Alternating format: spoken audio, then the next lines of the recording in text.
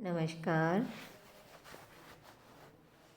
Second year के macro economics के paper में एक बहुत ही इंटरेस्टिंग चैप्टर है आपके लिए, केंद्रीय बैंक के कार्य। उसे भारत के संदर्भ में जब हम पढ़ते हैं तो भारत के संदर्भ में केंद्रीय बैंक को कौन से कार्य करने होते हैं, इसके लिए पिछले वीडियो में बताया गया। इस वीडियो में मैं आपको यह बताना चाह रही हूँ कि केंद्रीय बैंक द्वारा साख नियंत्रण के जो उपाय भारत में किए जाते हैं वे कौन कौन से हैं और किस प्रकार किए जाते हैं। केंद्रीय बैंक का एक महत्वपूर्ण कार्य होता है साख नियंत्रण करना। जिन देशों में केंद्रीय बैंक करेंसी पर नियंत्रण नहीं रख सकती है वहाँ पर भी साख नियंत्रण केंद्रीय बैंक के द्वारा ही किया जाता है। भारत में साख नियंत्रण जिन जिन उपायों के द्वारा किया जाता है उन्हें हम 3 भागों में विभक्त करते हैं। सबसे पहले मात्रात्मक उपाय हैं, फिर गुणात्मक उपाय और तीसरे अन्य प्रकार के उपाय हैं। मात्रात्मक उपायों में वे उपाय होते हैं जो केंद्रीय बैंक के द्वारा करने पर साख की मात्रा नियंत्रित होती है। साख नियंत्रण के इस प्रकार के लगभग 5 उपाय किए जा रहे हैं जो मोटे तौर पर साख की मात्रा को अर्थव्यवस्था में प्रभावित करते हैं।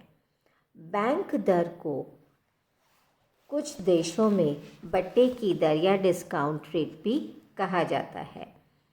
बैंक दर केंद्रीय बैंक की मुद्रा उधार देने की न्यूनतम दर होती है। वैसे इसी दर पर केंद्रीय बैंक बिलों की खरीद व पुनर्कटौती भी किया करते हैं। Reserve bank of India act में बैंक दर वह स्टैंडर्ड दर मानी गई है जिस पर उन विनिमय बिलों या अन्य व्यापारिक प्रपत्रों को खरीदने व उनकी पुनर्कटौती के लिए तैयार रहता है जिन्हें वह इस अधिनियम के अंतर्गत खरीद सकता है। लेकिन भारत में बिल बाजार के अभाव में बैंक दर वह दर मानी गई है जिस पर रिजर्व बैंक व्यापारिक बैंक को मुद्रा उधार देता है। 1 अप्रैल 2000 से भारत में बैंक दर 7% हो गई है। यह हर वर्ष परिवर्तित होती रहती है या अर्थव्यवस्था में साख पर नियंत्रण करने के लिए इसमें परिवर्तन किए जाते रहते हैं। 29 अप्रैल 2003 को व्यवसाय बंद होने के बाद से इसे 6% कर दी गई है। तब से यह इसी स्तर पर कायम रही। बैंक दर के बढ़ने के और घटने के आर्थिक प्रभाव होते हैं।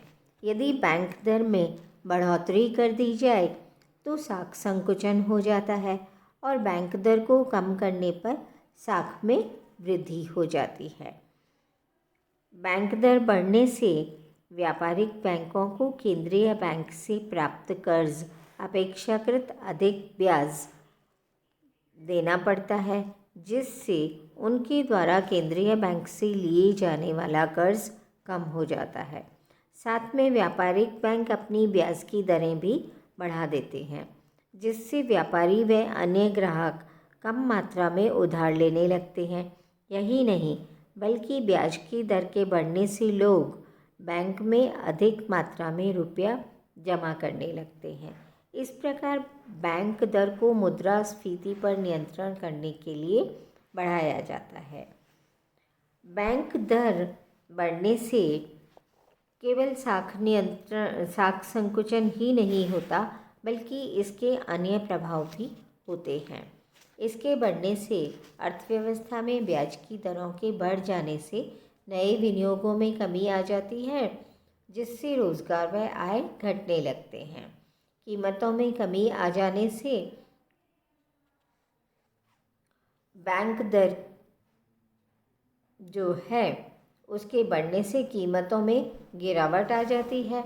यह मुद्रास्फीति के काल में किया जाता है।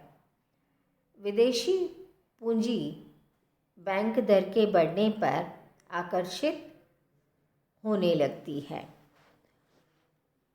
और बैंक दर के कम होने पर ये सभी चीज़ें इससे बिल्कुल उलट हो जाती हैं। अर्थात बैंक दर में कमी होने पर साख का विस्तार होता है। बैंक दर में कमी होने पर नए विनियोग बढ़ने लगते हैं, कीमतों में वृद्धि होने लगती है और देश में जो विदेशी पूंजी आकर्षित हो रही थी वो थोड़ी कम हो जाती है। अतः स्थानीय बाज़ार को विकसित करने के लिए, स्थानीय पूंजी को आकर्षित करने के लिए बैंक दर में कमी को उचित ठहराया जाता है। किंतु कीमतों में आई वृद्धि के कारण मुद्रास्फीति के काल में बैंक दर में कमी करना उचित नहीं ठहराया जाता है। बैंक दर की सफलता की कुछ शर्तें होती हैं, जैसे देश में एक संगठित मुद्रा बाजार होना चाहिए, व्यापारिक बैंकें केंद्रीय बैंक से पर्याप्त मात्रा में उधार लें, तभी साख नियंत्रण का यह उपाय सफल हो सकता है। यदि किसी देश में विनियोग के अवसर कम होते हैं तो ब्याज की दर कम हो जाने पर भी लोग ज़्यादा मात्रा में उधार नहीं लेते हैं। यह वहाँ के लोगों के उपभोग की प्रवृत्ति पर आधारित होता है। भारत में बैंक दर का यह उपाय अनेक बार किया गया, किंतु भारतीय आर्थिक स्थिति कुछ इस प्रकार की है कि वर्तमान में न तो इसे मुद्रास्फीति कहा जा सकता है और न ही इसे मुद्रा संस्फीति कहा जा सकता है। यह एक स्टैगफ्लेशन की स्थिति है जो स्टैग्नेंट कंडीशंस में इन्फ्लेशन को बता रही है। अर्थात एक स्थैतिक सी अर्थव्यवस्था हो चुकी है, अधिक वृद्धि दर नहीं हो रही है और फिर भी कीमतों में बेतहाशा वृद्धि हो रही है। दूसरा उपाय है परिवर्तनशील नकद रिजर्व अनुपातों में परिवर्तन। ये जो नकद रिजर्व अनुपात हैं ये दो प्रकार के होते हैं।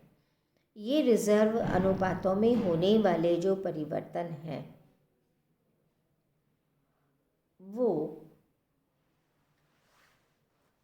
वैधानिक तरलता अनुपात में परिवर्तन और नकद रिजर्व कोषों में परिवर्तन, दो प्रकार के इन परिवर्तनों का अर्थ कुछ इस तरह से होता है कि एक है नकद रिजर्व अनुपात, कैश रिजर्व रेशियो, और वैधानिक तरलता अनुपात का अर्थ है स्टैट्यूटरी लिक्विडिटी रेशियो।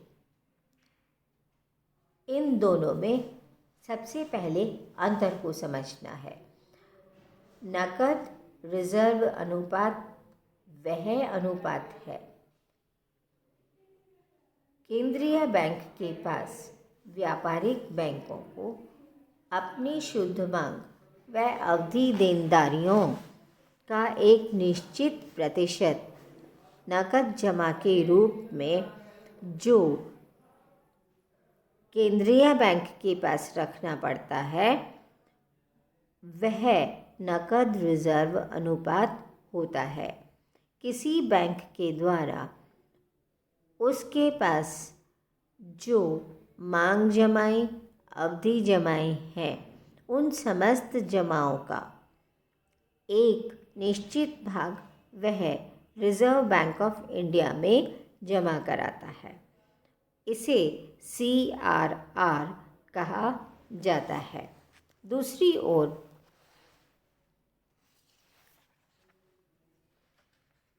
SLR अर्थात वैधानिक तरलता अनुपात व्यापारिक बैंक को वैधानिक दृष्टि से अपनी शुद्ध मांग व अवधि देनदारियों का एक निश्चित अनुपात अपने पास तरल संपत्ति के रूप में रखना पड़ता है। वह वैधानिक तरलता अनुपात कहलाता है। भारत में तरल परिसंपत्तियों में नकद राशि, सोना या स्वीकृत प्रतिभूतियाँ शामिल की जाती हैं। इस प्रकार CRR में परिवर्तन करके केंद्रीय बैंक व्यापारिक बैंकों से जो राशि अपने पास रखवाता है उसमें परिवर्तन करता है, और जब वह SLR में परिवर्तन करता है तो बैंकों की कुल जमाओं का जो अनुपात स्वयं के पास तरल संपत्ति के रूप में रखवाना चाहता है उसमें परिवर्तन करता है। इस प्रकार परिवर्तन करने से बैंकों की उधार देने की क्षमता पर सीधा सीधा प्रभाव पड़ता है और इससे बाजार में साख के विस्तार व संकुचन होते हैं। खुले बाजार की क्रियाओं के द्वारा भी केंद्रीय बैंक साख नियंत्रण करता है। अर्थात खुले बाजार की क्रियाओं का अर्थ है कि केंद्रीय बैंक के द्वारा विभिन्न प्रकार की परिसंपत्तियों के क्रय विक्रय के माध्यम से जो संचालित की जाती हैं वे ही क्रियाएं के खुले बाजार की क्रियाएं कहलाती हैं। जैसे सरकारी प्रतिभूतियाँ, व्यावसायिक विनिमय बिल, विदेशी विनिमय, सोना, कंपनी के शेयर। लेकिन व्यवहार में यह सरकारी प्रतिभूतियों के क्रय विक्रय तक ही सीमित रहता है। खुले बाजार की क्रियाओं में जब केंद्रीय बैंक खुले बाजार से प्रतिभूतियां खरीदने लगता है तो साख का विस्तार हो जाता है। प्रतिभूतियां खरीदकर वह मुद्रा को बैंकों को दे देता है और जब वह प्रतिभूतियां बेचने लगता है तो मुद्रा को वह बैंकों से अपने पास करके प्रतिभूतियों को बेचने लगता है।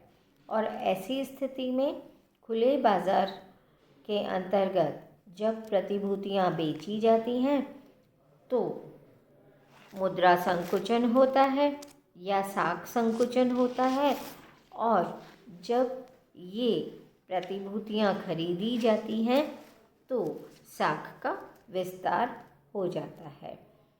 साख मॉनिटरिंग की जो व्यवस्था है यह 1988 में लागू की गई और इस व्यवस्था के अंतर्गत बैंकों को पूरी जांच पड़ताल के बाद बड़े उधार लेने वालों को साख की स्वीकृति के अधिकार दे दिए गए।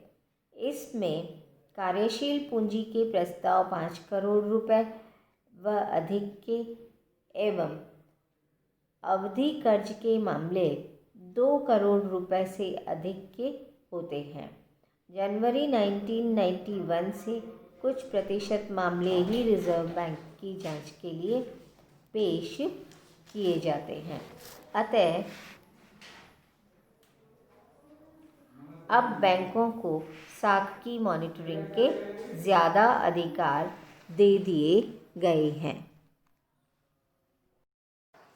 दूसरे प्रकार के गुणात्मक या विशिष्ट उपाय हैं। साख नियंत्रण के गुणात्मक या विशिष्ट उपायों के अंतर्गत विशेष उद्देश्यों के लिए साख का नियंत्रण किया जाता है। साख नियंत्रण के सामान्य उपाय साख की लागत व साख की कुल मात्रा को प्रभावित करते हैं, जबकि विशिष्ट नियंत्रण के उपाय उपलब्ध साख की पूर्ति के वितरण को प्रभावित करते हैं। साख नियंत्रण के विशिष्ट साधनों का उद्देश्य ऐसी क्रियाओं को हतोत्साहित करना होता है जो अनावश्यक अथवा कम आवश्यक होती हैं। भारत में इन साधनों का उपयोग खाद्यान्न व आवश्यक कच्चे माल जैसी वस्तुओं में सट्टेबाजी व संग्रह आदि को रोकने के लिए किया गया है। इन्हें सामान्य साख नियंत्रणों के उपायों के साथ अपनाया जाता है। अब तक का अनुभव यह बतलाता है कि इनको सामान्य साख नियंत्रण के उपायों के साथ अपनाकर ही अधिक सफल बनाया जा सकता है। भारत के विशिष्ट साख नियंत्रणों के उपयोग समय समय पर खाद्यान्नों, तिलहनों, कपास, चीनी, वनस्पति तेल व अन्य वस्तुओं में सट्टेबाजी को रोकने के लिए किया गया है। ये उपाय 3 प्रकार के हैं। सर्वप्रथम न्यूनतम मार्जिन की आवश्यकताएं, न्यूनतम उधार की दरें व उधार की अधिकतम सीमाएं। ये 3 प्रकार के उपाय हैं। इनको हम अब डिटेल में अध्ययन करते हैं। न्यूनतम मार्जिन का अर्थ है कि वस्तु विशेष के लिए वह साख की मात्रा जिससे उस वस्तु में सट्टेबाजी व संग्रह कम होने लगता है। किसी वस्तु पर न्यूनतम मार्जिन मान लीजिए 40% है, तो इसका अर्थ हुआ कि बैंक उस वस्तु के आधार पर 60% तक का कर्ज दे सकते हैं। शेष 40% राशि स्वयं व्यवसायियों को लगानी होती है। यदि यह न्यूनतम मार्जिन की राशि बढ़ जाए तो व्यवसायियों को अपनी ओर से लगाई जाने वाली राशि की मात्रा बढ़ जाएगी और ऐसे में न्यूनतम मार्जिन बढ़ा देने पर साख की मात्रा कम हो जाती है।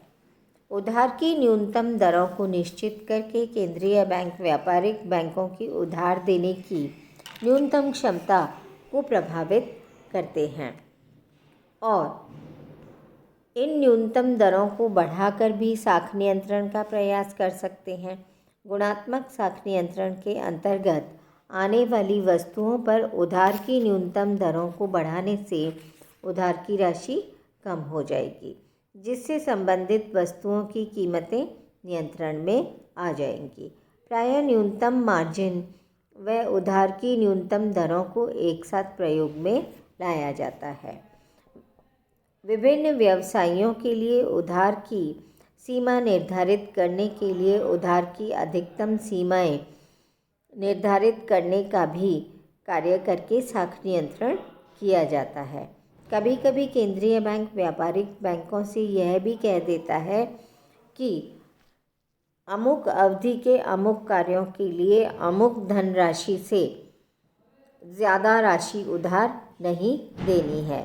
इस प्रकार की सीमाओं के निर्धारण से साख नियंत्रण किया जाता है। कुछ अन्य उपाय हैं जो साख नियंत्रण करते हैं और जिन्हें केंद्रीय बैंक अपनाता है। ये अन्य उपाय हैं नैतिक दबाव, प्रचार और प्रत्यक्ष कार्यवाही। साख नियंत्रण के मात्रात्मक उपायों के अलावा देश में केंद्रीय बैंक के द्वारा अपने नैतिक दबाव या प्रभाव का भी उपयोग किया जाता है। समय समय पर व्यापारिक बैंकों को पत्र लिखकर उन पर जोर डाला जाता है ताकि वे साख को नियंत्रित करें एवं विशेष वस्तुओं पर उधार की राशि को कम करें। केंद्रीय बैंकों व व्यापारिक बैंकों के परस्पर जो संबंध हैं उनसे यह तय हो जाता है और कभी कभी इनमें विचार विमर्श के आधार पर भी इस प्रकार से नैतिक दबाव बढ़ाना का कार्य किया जाता है। केंद्रीय बैंक यानी कि रिजर्व बैंक ऑफ इंडिया के गवर्नर व्यापारिक बैंकों को लिखे गए पत्रों में समय समय पर साख नियंत्रण और साख को नियमित करने के विभिन्न उपायों के बारे में बताते रहते हैं। केंद्रीय बैंक व्यापारिक बैंकों को साख नियंत्रण की आवश्यकता पर जोर देने के लिए प्रचार की विधि भी अपना सकता है। प्रत्यक्ष कार्यवाही करके भी किन्हीं विशेष बैंकों को ऋण देने से रोकना अथवा अन्य कड़े प्रतिबंध लगाना, कठोर कदमों को लागू करने में आगे आना, किंतु लोकतंत्रात्मक व्यवस्था में बहुत अधिक कठोर कदमों को लागू करना संभव भी नहीं हो पाता है। भारतीय रिजर्व बैंक के द्वारा रेपो दर में बार बार परिवर्तन करना, CRR, SLR, इन सब में परिवर्तन करके मौद्रिक नीति में परिवर्तन किया जाना, मुद्रा की पूर्ति में परिवर्तन करके साख का नियंत्रण भी किया जाता है। मौद्रिक नीति के द्वारा राजकोषीय नीति को भी नियंत्रित कर लिया जाता है। इस प्रकार केंद्रीय बैंक व व्यापारिक बैंकों में परस्पर गहरा संबंध होता है। दोनों मिलकर ही बैंकिंग जगत की विभिन्न क्रियाओं को प्रभावित करते हैं। केंद्रीय बैंक व्यापारिक बैंकों का मित्र, दार्शनिक व मार्गदर्शक होता है। व्यापारिक बैंकों को आवश्यक वित्तीय साधन उपलब्ध कराता है। सफल बैंकिंग के लिए केंद्रीय बैंक व व्यापारिक बैंकों के कार्यों में पूर्ण तालमेल स्थापित होना चाहिए। भारतीय रिजर्व बैंक को कार्य संचालन की अधिक स्वायत्तता व स्वतंत्रता मिलनी चाहिए, तभी वह अपने उद्देश्यों को प्राप्त करने में अधिक सफल व सक्षम हो सकता है। सरकार को भी अपने वित्तीय घाटे व व्यय सीमित करने चाहिए, अन्यथा रिजर्व बैंक मुद्रास्फीति को नियंत्रित करने में वांछित सफलता प्राप्त नहीं कर सकती है। भारतीय रिजर्व बैंक व भारत सरकार के वित्त मंत्रालय के बीच एक महत्वपूर्ण समझौता 1994 में हुआ, जिसके तहत 97-98 से तदर्थ ट्रेजरी बिलों की बिक्री से केंद्रीय सरकार के बजट घाटे की पूर्ति करने की पुरानी प्रक्रिया को बंद कर दी गई और इसके स्थान पर ways and means advances WMA की नई व्यवस्था लागू की गई, जिसके अंतर्गत रिजर्व बैंक भारत सरकार को राज्य सरकारों की भांति ही अल्पकालीन वित्त प्रदान कर पाएगा। इस कदम से भारतीय रिजर्व बैंक की स्वायत्तता बढ़ी और काफ़ी लंबे समय तक यह नीति चर्चा में भी रही। इस प्रकार केंद्रीय बैंक जो इस देश के पूरे मौद्रिक प्रणाली का हृदय है, वह पूरे साख नियंत्रण करके देश की अर्थव्यवस्था को प्रभावित करता है। धन्यवाद।